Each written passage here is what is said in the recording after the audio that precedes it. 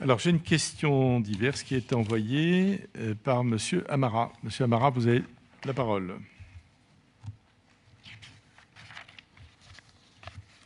Rebut de mes deux, là. Ah, rebut de mes deux, espèce de sale raciste, là. Eh ben, laisse-moi raciste. Donc, tu me dis pas, rebut de mes deux. Monsieur Amara, vous posez votre question, Voilà.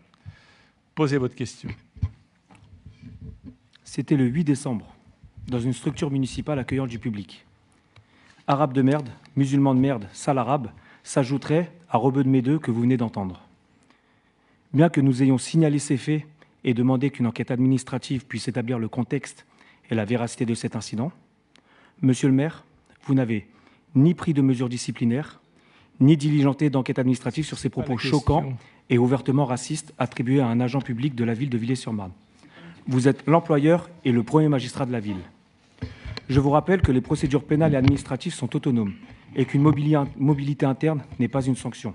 Mais ça, vous le savez très bien, puisque vous êtes président du CIG Petite Couronne, l'établissement qui s'occupe, pas l'intitulé de la question que vous nous avez envoyée, monsieur Amara. Donc vous détournez encore le règlement. Je diffuse au sein du conseil municipal. Il faut que vous soyez soumis au règlement et à la loi, monsieur. Il y a ma question, Amara. je vous pose la question. Je diffuse au sein du conseil municipal. Non, c'est pas le texte. Oui, vous devez envoyer votre texte. Pour aider tous les élus de la ville à se positionner, pour aider tous les élus à se positionner. Si vous vous obstinez à rester passif, j'écrirai à Madame la préfète du Val-de-Marne pour qu'elle prenne connaissance de cet incident gravissime. Oui, très bien. Face au racisme, il y a deux catégories de personnes, ceux qui le combattent et ceux qui le favorisent. Durant votre carrière politique, on ne vous a pas vu du côté de ceux qui le combattent. Je vous donne une occasion de vous rattraper. Alors, monsieur Amara, en tant que maire, je pense que depuis des années, j'ai prouvé justement mes combats contre le racisme. Et vous le savez. Donc, ce que vous êtes en train de dire est faux et, une fois de plus, un mensonge, et notamment en tant que maire, mais surtout en tant que président du CIG. Et vous le savez, je ne peux laisser ce genre de comportement, évidemment, sans réagir. Et j'ai pris, évidemment, les décisions nécessaires qui vont au-delà de celles que vous préconisez. Donc, il en va, d'ailleurs, pour les décisions que j'ai prises, de l'image et de l'exemplarité du service public, que j'attends d'abord des élus, mais aussi, bien entendu, des agents. Parallèlement, le devoir de réserve et la discrétion sur une affaire en cours, et qui est au tribunal actuellement, m'imposent de ne pas pouvoir vous répondre, puisque c'est une affaire en cours. En effet, sur le fondement des articles L21, 21, 29, dont on parlait tout à l'heure, du GCCT, principalement, les élus locaux représentent donc les citoyens des différentes collectivités territoriales, en l'occurrence le conseil municipal, afin de régler, et j'insiste sur ce point, par ces délibérations, les affaires de la commune. Les affaires de la commune se caractérisent par le but d'intérêt public communal et non donc par vocation à intervenir dans la gestion du personnel, qui est une prérogative du maire. Personnel qui est, de plus, dispose d'instances dédiées, comme vous le savez. Le maire, en tant que chef du personnel et détenteur du pouvoir disciplinaire, sait ce qu'il a évidemment à faire et n'a pas à justifier auprès de l'organe délibérant des mesures individuelles prises à l'encontre du personnel. Donc, la réponse que j'ai à vous faire là-dessus, bien évidemment, j'ai réagi.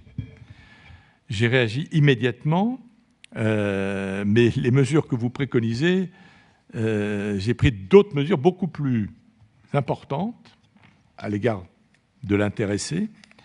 Et ces mesures sont en cours actuellement par des enquêtes, par la police, etc. C'est-à-dire que c'est une plainte. Non, il y a des plaintes qui ont été données. Non, mais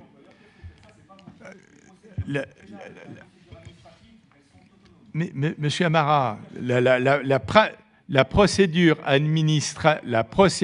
administrative s'efface devant la procédure pénale. les agents,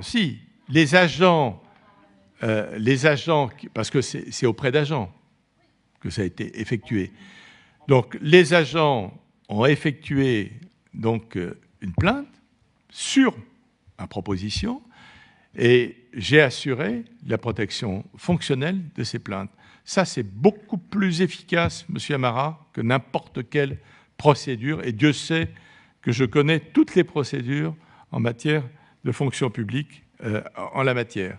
Donc voilà, j'ai choisi cette solution parce que c'est celle qui pourra aboutir réellement sur des sanctions qui ne seront pas des sanctions administratives, mais qui seront des sanctions pénales, car les propos racistes aujourd'hui sont condamnés durement, évidemment, en France. Et d'ailleurs, il y a eu des textes dernièrement, d'ailleurs, et j'ai salué d'ailleurs l'augmentation des peines que le gouvernement a effectuées ces derniers temps, et qui s'appliqueront, les faits sont après, donc évidemment, ces textes. Et voilà. Donc, c'est des choses que je ne peux pas accepter dans mon administration et que je n'accepterai jamais. Voilà.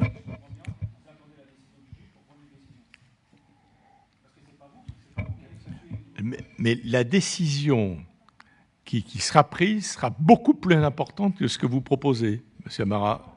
Et non. Vous dites le volet administratif ne donnera rien. Le volet administratif, les procédés administratifs s'annulent devant une procédure pénale. Tant qu'on n'a pas une procédure aboutie pénalement, il n'y a pas de procédure administrative, vous le savez. Voilà.